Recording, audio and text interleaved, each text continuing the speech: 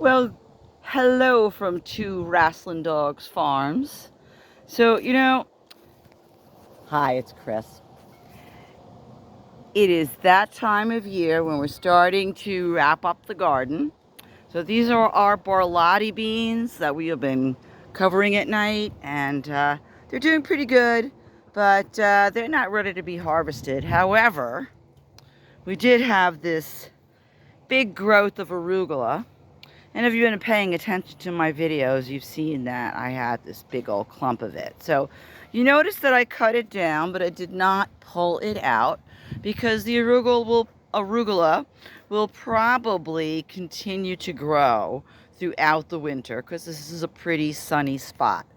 However, I do have this garbage bag pail full of the cuttings as well as some dried seed pods. So what are we going to do with it? Well, if you've been watching my videos, you know that I have been in the process of rehabilitating the medicinal herb garden, or the midwife's garden, as I sometimes call it. And one of the things that I wanted to do was get some of this arugula growing in there. So I cleared out this area, built a little rock enclosure with some of the Connecticut watermelons that I have been digging up. And poof! Now I have a bed that is ready for arugula to grow in next year. Now, some of these greens will probably continue to be snacked upon by the various squirrels and other varmints that come and habitate my yard. But who cares? It's tasty. I have to propagate these by seed because that is how arugula propagates.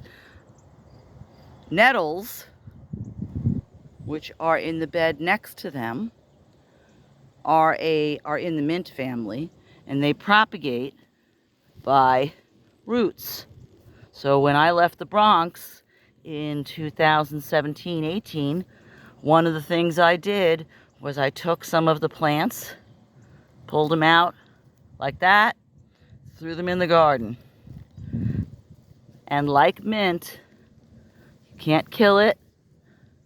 One of the biggest challenges is to stop it from spreading, which is something I periodically have to do.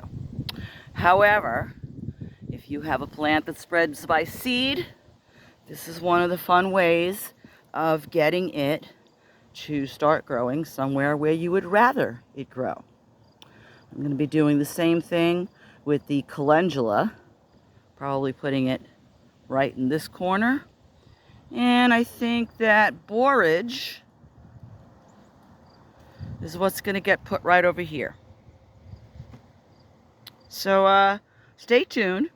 As you can see, this is a really sunny spot in my yard. Pretty much gets sun almost all day until the sun starts setting over in the west. That's the east. That's the west. That's when it starts getting a little shady here.